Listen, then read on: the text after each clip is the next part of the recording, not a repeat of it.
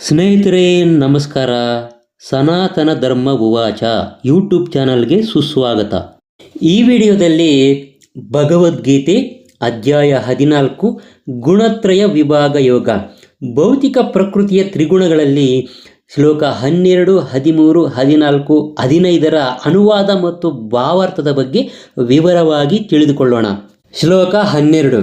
ಲೋಭಃ ಪ್ರವೃತ್ತಿರಾರಂಭಃ ಕರ್ಮಣಾಮಶಮಃ ಸ್ಪೃಹಾ ರಜಸ್ಯೈತಾನಿ ಜಾಯಂತೆ ವಿವೃದ್ಧೇ ಭರತರ್ಷಭ. ಈ ಶ್ಲೋಕದ ಅನುವಾದ: ಓ ಅರ್ಜುನ, ರಜೋಗುಣ ಹೆಚ್ಚಿದಾಗ ಅತಿಮೋಹ, ಫಲಾಪೇಕ್ಷೆ ಇರುವ ಕರ್ಮ, ಅಧಿಕ ಶ್ರಮ, ತಡೆಯಲಾಗದ ಬಯಕೆ ಮತ್ತು ಹಂಬಲ ಈ ಲಕ್ಷಣಗಳು ಕಾಣುತ್ತವೆ.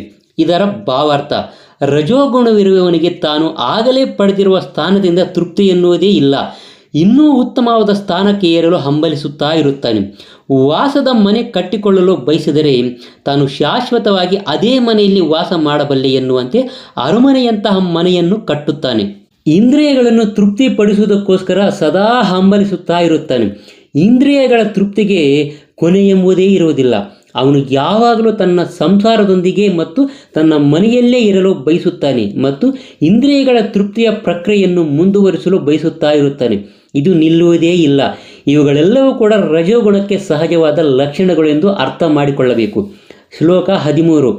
ಅಪ್ರಕಾಶೋ ಪ್ರವೃತ್ತಿಶ್ಚ ಪ್ರಮಾದೋ ಮೋಹ ಏವ ಚ ತಮಸ್ಯೇತಾನಿ ಜಾಯಂತೆ ವಿವೃದ್ಧೇ ಕುರು ನಂದನ. ಈ ಶ್ಲೋಕದ ಅನುವಾದ: ಕುರುವಂಶನಾದವು ಅರ್ಜುನನೇ, ತಮೋಗುಣವು ವೃದ್ಧಿಯಾದಾಗ ಕತ್ತಲು, ಜಡತ್ವ, ಹುಚ್ಚು ಮತ್ತು ಭ್ರಾಂತಿಗಳು ಕಾಣಿಸಿಕೊಳ್ಳುತ್ತವೆ. ಇದರ ಭಾವಾರ್ಥ: ಪ್ರಕಾಶವು ಇಲ್ಲದಿದ್ದಾಗ ಜ್ಞಾನವು ಇರುವುದಿಲ್ಲ. ತಮೋಗುಣದಲ್ಲಿ ಇರುವವನು ಒಂದು ನಿಯಂತ್ರಕ ತತ್ವಕ್ಕೆ ಅನುಗುಣವಾಗಿ ಕೆಲಸ ಮಾಡುವುದಿಲ್ಲ. ಅವನಿಗೆ ವ್ಯರ್ಥವಾಗಿ ಮನಸ್ಸೋ ಇಚ್ಛೆ ಕೆಲಸ ಮಾಡುವ ಬಯಕೆ ಇರುತ್ತದೆ. ಅವನಿಗೆ ಕೆಲಸ ಮಾಡುವ ಶಕ್ತಿ ಇದ್ದರೂ ಕೂಡ ಪ್ರಯತ್ನ ಮಾಡುವುದಿಲ್ಲ. ಇದಕ್ಕೆ ಭ್ರಾಂತಿ ಎಂದು ಹೆಸರು.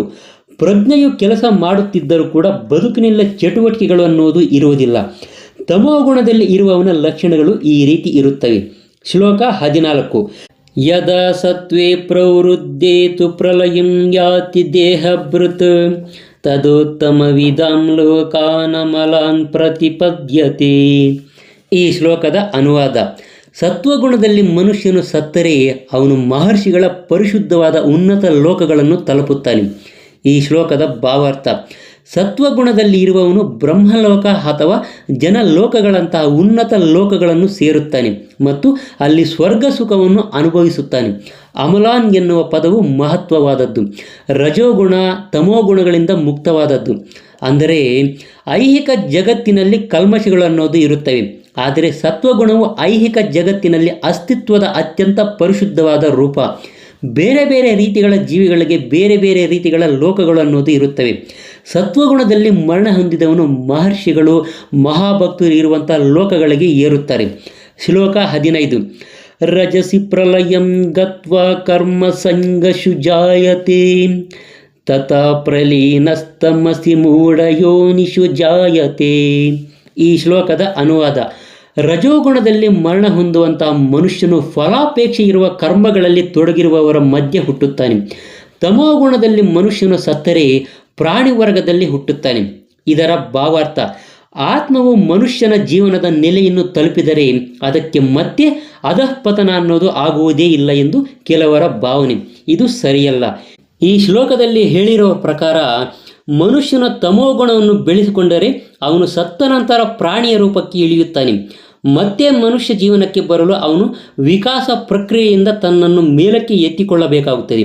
ಆದ್ದರಿಂದ ಮನುಷ್ಯ ಜೀವನದ ವಿಷಯದಲ್ಲಿ ಗಂಭೀರವಾಗಿ ಇರುವವರು ಸತ್ವಗುಣವನ್ನು ಆರಿಸಿಕೊಳ್ಳಬೇಕು. ಒಳ್ಳೆಯ ಸಹವಾಸದಲ್ಲಿ ಗುಣಗಳನ್ನು ಮೀರಿರಬೇಕು. ಕೃಷ್ಣ ಪ್ರಜ್ಞೆಯಲ್ಲಿ ನೆಲೆಸಬೇಕು. ಇದು ಮನುಷ್ಯನ ಜೀವನದ ಗುರಿ.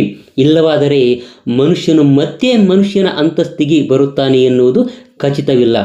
ಸ್ನೇಹಿತರೆ, ಇದೇ ಥರ ಇನ್ನಷ್ಟು ಆಸಕ್ತಿಕರವಾದ ವಿಷಯಗಳನ್ನು ನೀವೇನಾದರೂ ತಿಳ್ಕೋಬೇಕು ಅಂದರೆ ದಯವಿಟ್ಟು ನಮ್ಮ ಸನಾತನ ಧರ್ಮ ಉವಾಚ ಅನ್ನೋ ಯೂಟ್ಯೂಬ್ ಚಾನಲನ್ನು ಸಬ್ಸ್ಕ್ರೈಬ್ ಮಾಡ್ಕೊಳ್ಳೋದನ್ನು ಮಾತ್ರ ಮರಿಬೇಡಿ. ನಮಸ್ಕಾರ.